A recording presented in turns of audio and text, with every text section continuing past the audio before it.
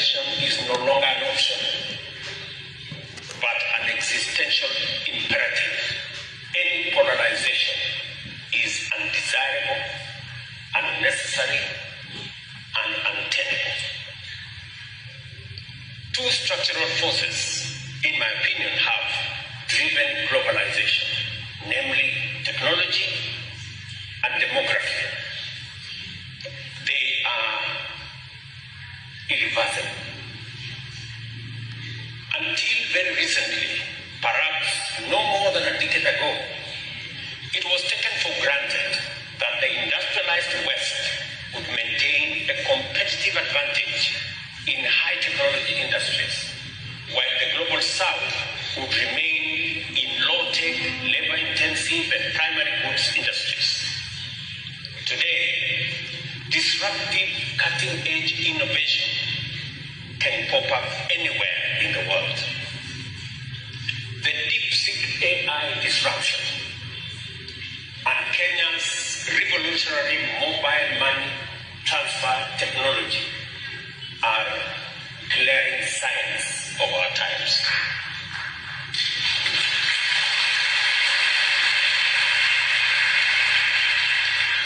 Additionally, there is a saying that demography is destiny. Economic development cannot be divorced from demographics. It is people who produce, and it is people who consume or provide a market. At the dawn of African independence in 1960, the combined population of the US and the European Union at 520 million was double that of Africa at 260 million. 6 decades on, it is the opposite or the reverse. Africa's population of 1.5 billion is now double the combined US-EU population of 800 million. The demographic dynamic has an inevitability about it. Aging societies would want to reverse the trend, but there is very little they can do about it. So, inevitably, capital will have to flow to where the workforce is. At 19, Africa's median age is less than half of Europe and comparable to China's median age in the mid-70s. By 2050, Africa will account for a quarter of the world's workforce, the same proportion for China today. Let me tell you this. If the first half of this century belongs to China, the second half of this century belongs to Africa.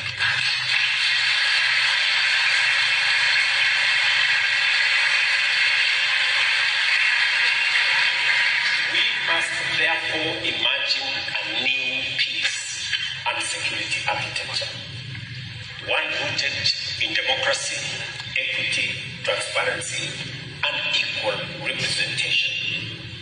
It is my view that the security architecture of the world should be representative of the 5 continental blocks, that is the Americas, Europe, Asia Pacific, and Africa and Middle East, with equal representation for each of the regions. Seeing as Europe already has 3 members, France, the UK, and Russia, it seems reasonable to all of us that the membership for each region be set at 3,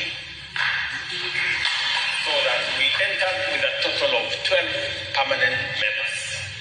Such a council would better reflect today's geopolitical realities and uphold the principle of sovereign equality among nations.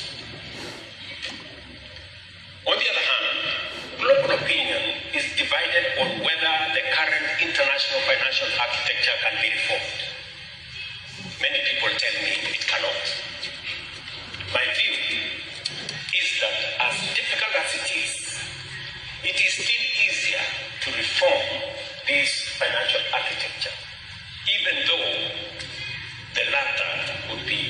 would be a better option. At the heart of the Bretton Woods institution is a fundamental issue. These are shareholder institutions. At the time they were formed, the shareholders were also the primary stakeholders and beneficiaries. Both the World Bank and IMF have evolved into development finance institutions, but the ownership and power remains with the wealthy countries that they no longer serve. The interests of the shareholders and stakeholders and beneficiaries are at great variance almost all the time. This anomaly became apparently glaring during the IMF SDR issuance, where 64% of allocations ended up in wealthy countries that did not need liquidity support. The poorest countries, which needed it most, received only 2.4%. That is the extent of disconnect between the shareholders' interest and the stakeholders and beneficiaries' interest. There are many reforms required of these institutions, but I believe that the most consequential is governance changes that will transform them into independent, apolitical, global institutions, insulated from the national interest of their shareholders. And you know what? This requires no more than adopting modern corporate governance best practice. The shareholders should elect directors, and the directors should appoint and supervise competent professional management. Just as simple as that. I believe reform, not abandonment of multilateral system, is the path into the future. Let me go back to climate change.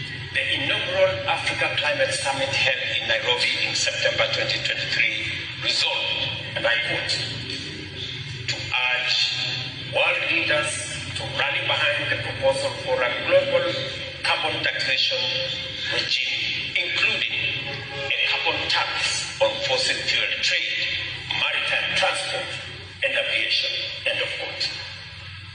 This principle is accepted at the national level and is implemented through carbon taxes, subsidies to green energy, and national emissions trading systems. Yet, we continue to resist taking this to its logical conclusion, that is, having a global carbon taxation regime. However, I take note that recently, in fact earlier last month, the International Maritime Organization adopted a global emissions tax, meaning that this reality is beginning to dawn, that is the way to the future. Kenya, on the other hand, generates 90% of its electricity from renewables and has enshrined climate adaptation in law. Nairobi is now home to the second headquarters of the Global Center on Adaptation, the first global institution co-located in both the Global North and Global South. I wish to commend China for its leadership in renewable energy technologies, particularly in solar power and electric vehicles.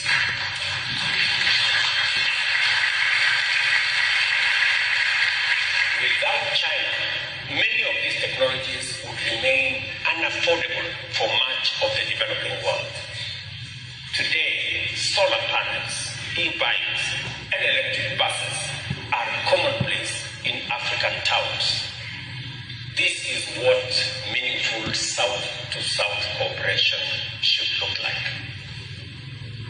Ladies and gentlemen, as the world's trade system evolves, we must update our assumptions. While the language of international trade is framed on issues of trade between countries. Much of trade now occurs within international supply chains of global corporations.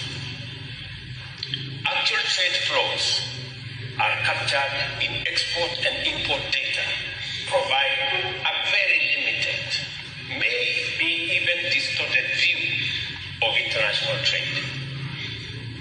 Let me share one perspective. Apple Corporation reported US dollars 391 billion sales in 2024, of which America's contribution of US dollars 167 billion, while the rest of the world contributed 224 billion of that 391 billion. In effect, more than 2/3 of its market is outside the United States. Nike, another example, reported sales of 49 billion US dollars, 21 billion in North America, and 28 billion from the rest of the world.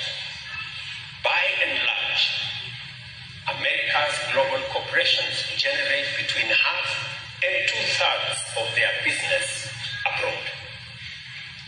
The question we have to ask is, how is this value distributed?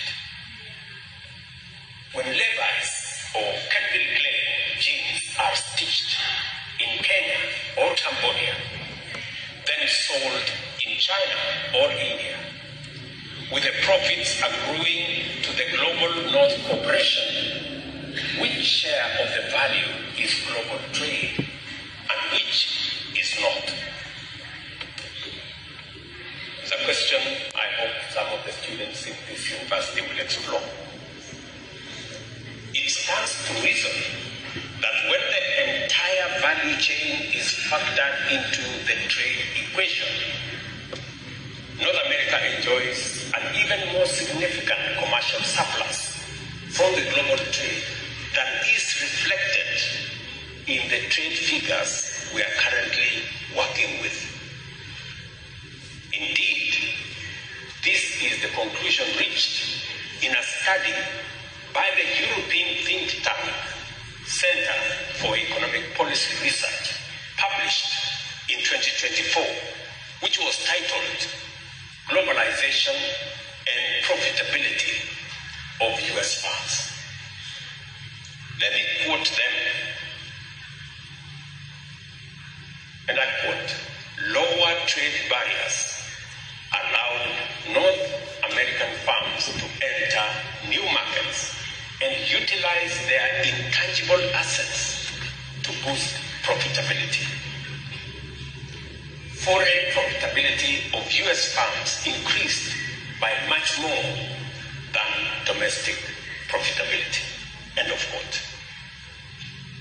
It is an assignment to all of us as we discuss matters trade to know that the statistics that are available do not give a full picture of what values and what trade we are working with.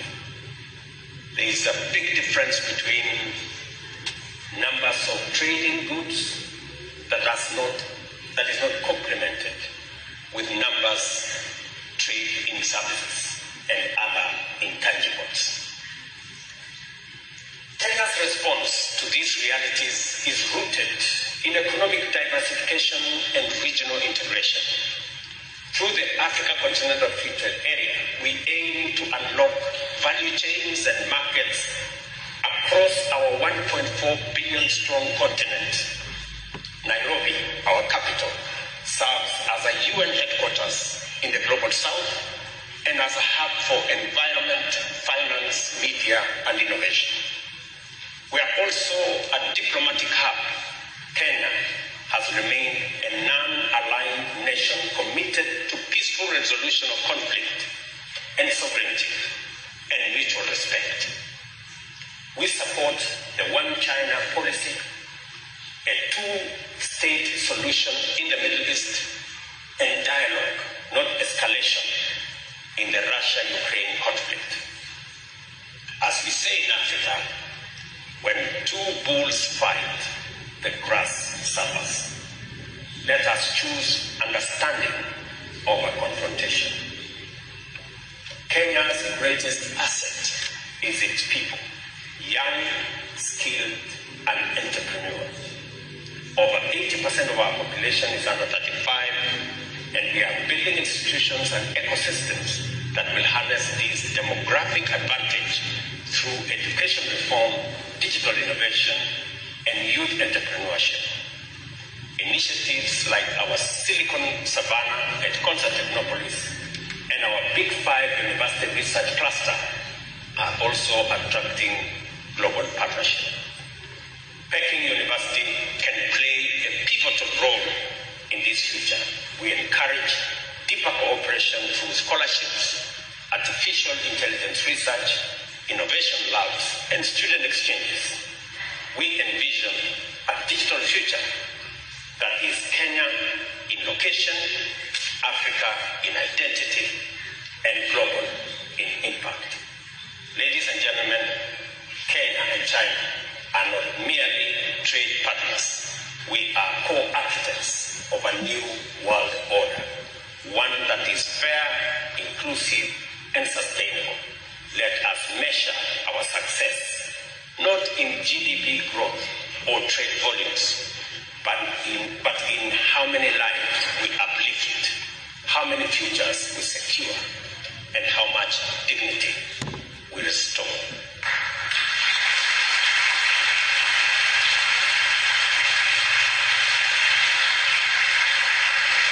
This visit, as the first African state visit to China this year, mirrors my 2024 visit to the United States, the first African state visit there in 15 years. Perhaps, symbolically, Kenya can serve as a bridge between East and West, North and South, in an era of deepening geopolitical tensions. Let this be our shared legacy that China and Africa, through trust, vision, and partnership, helped build the foundation for a 21st century multilateralism that serves all humanity. I thank you.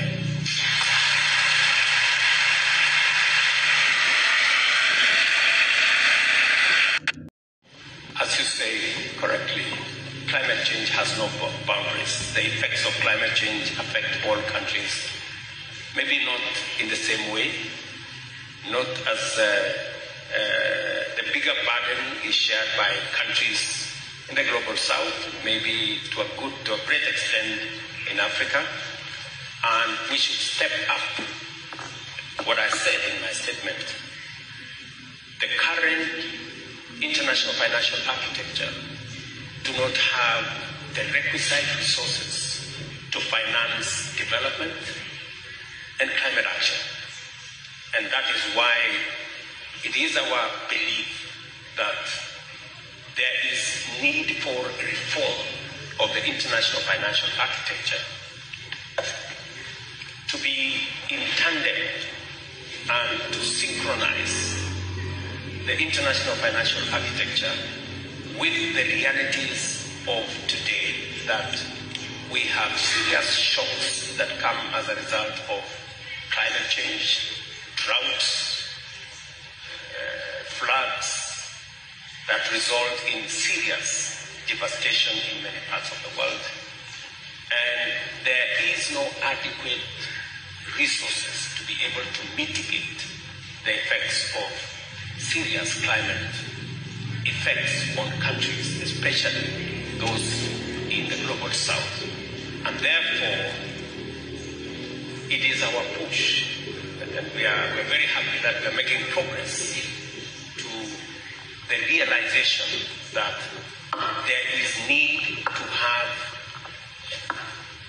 a financial architecture that is sensitive and responsive to the realities of the moment.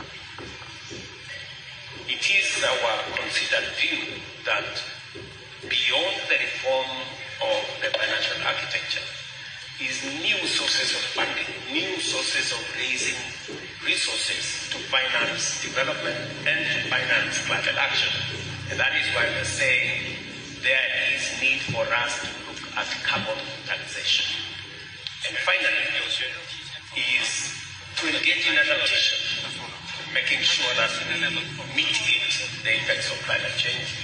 It is the reason why we're working with China and other partners in climate action, and the contribution of China in the fields that I have said, in generation that is generation of energy, that is clean energy using solar panels, the reduction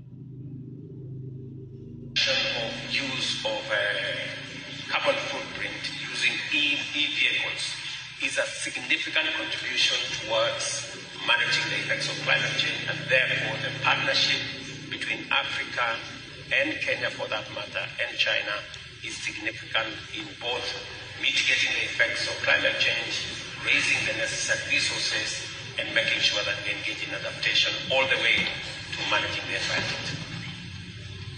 Thank you very much. 谢谢陈总阁下。由于时间关系呢，我们提最后一个问题。我们把这个机会留给我们的留学生代表，请中间靠左的那位同学。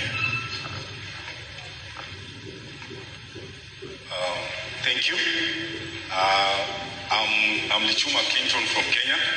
I'm a beneficiary of China-Kenya bilateral ties. I have a scholarship through the UDA party and the CPP party. I got a scholarship from OFCOM, and I'm doing masters in public policy ending in July. My question is, what are African leaders doing in terms of reverting, because you are more dependent on resource-dependent economies rather than knowledge-based economies?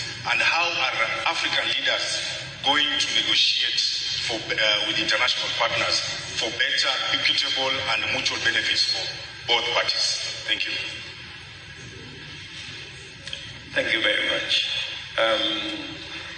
You're right, and I spoke in my statement, if you followed my statement, the knowledge economy, the future of trade is not necessarily going to be trading goods or products. The future is going to be trade in services. That is where growth is significant. And trading services means that we invest in people, we invest in education, we invest in training. It is the reason why Kenya spends 30% of our national budget in education and training. We spend $5 billion every year in education because the future is in people and trading services.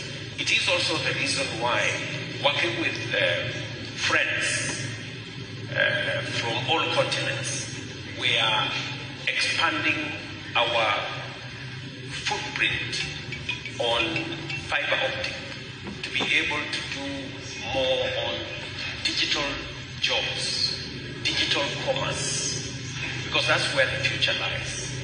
And so even as we look into the future, we are making ourselves competitive by investing in the areas that have growth going into the future. That's number one.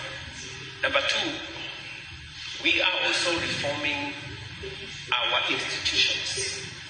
For example, the African Union is being reformed so that we can better negotiate, we can improve our tools of negotiation with other parts of the world, so that even if it is trading goods or even trading services, we can negotiate better if we build the muscle to act together. It is also the reason why there is the South-to-South cooperation that brings into the equation the relationship between Africa and China and Asia and others, so that we can better negotiate ourselves into business into opportunities into the future, and also insulate ourselves from unilateral action from others who may want to take advantage of the muscle that they have. So this whole building of coalitions that will help improve our position of trade, of investment, are the two sides of what we're doing. We are investing in our people so that we create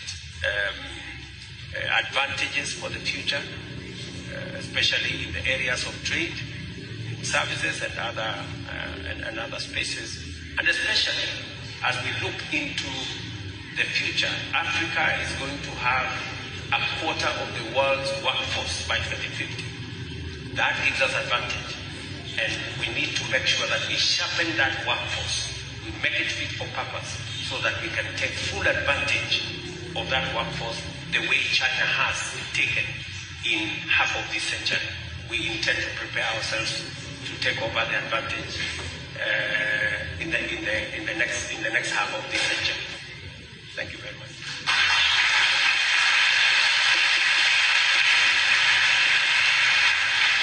再次感谢总统阁下对同学们提出问题所做出的富有洞见的解答。您的分享不仅拓宽了我们的国际视野，而且加深了我们对肯尼亚发展现状和前景的理解。我们相信今天的交流将成为北京大学与肯尼亚进一步深化合作的重要契机。我们期待未来有更多的机会与肯尼亚各界加强交流，为深化中国同肯尼亚关系、构建新时代全天候中非命运共同体做出贡献。接下来，我们有请何光彩书记代表北京大学向总统阁下赠送纪念品——北京大学大学堂牌匾。我们也请何书记、龚校长与总统阁下合影。